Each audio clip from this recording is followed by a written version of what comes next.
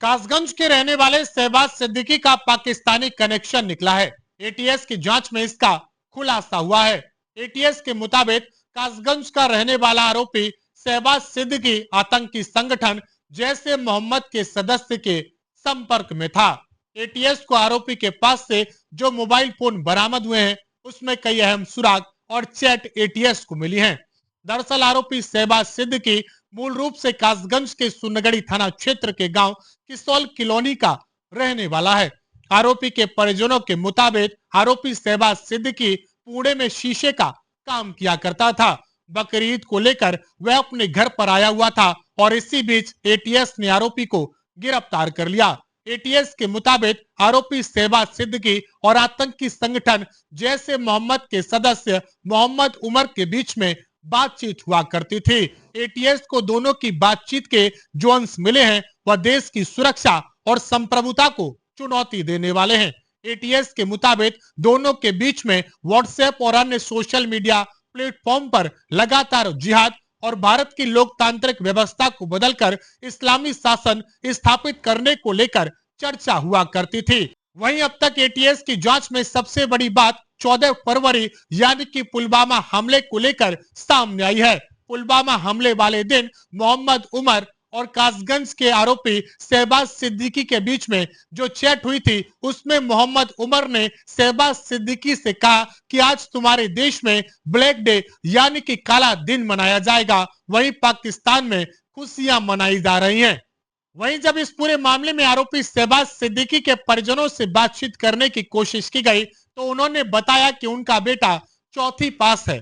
उनके 6 बेटे हैं जिनमें ये दूसरे नंबर का है। अब जरा सुनिए इस पूरे मामले में आरोपी के पिता और माता का क्या कुछ कहना है। मेरा नाम आशिफ हुसैन है सर।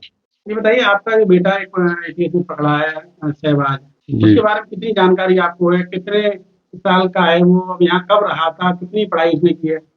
वो चौथे क्लास तक सर पढ़ा हुआ है बच्चा, और यहीं मतलब आता जाता रहता है। वैसे पूना रहता है वो काफी समय से, शीशे का काम करता है पुणे में। अभी ईद पर आया हुआ था तो यहाँ रुक गया था। हमने ये बेटे ईद करके जाना, बकरे की ईद करके जाना।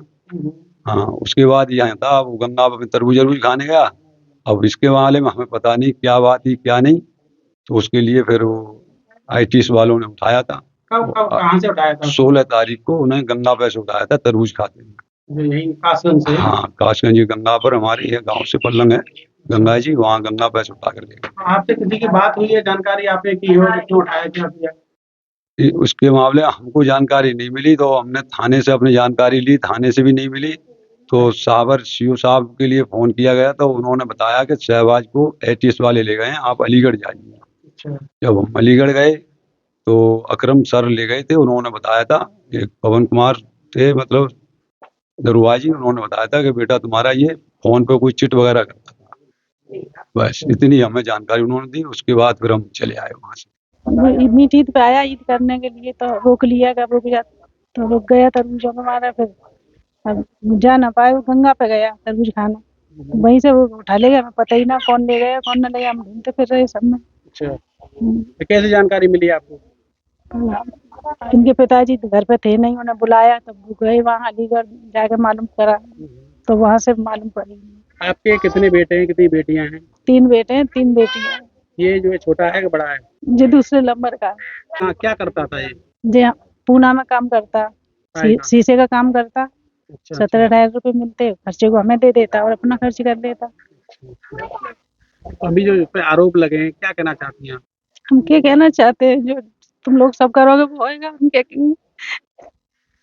फिलहाल इस पूरे मामले में एटीएस आरोपी शहबाज सिद्दीकी को रिमांड में लेकर उसके कथित आतंकी संपर्कों और अन्य गतिविधियों की जांच कर रही है। कैमरा पर्सन विश्वास के साथ मैं आयुष भारद्वाज, देखते रहे हमारा कासगंज।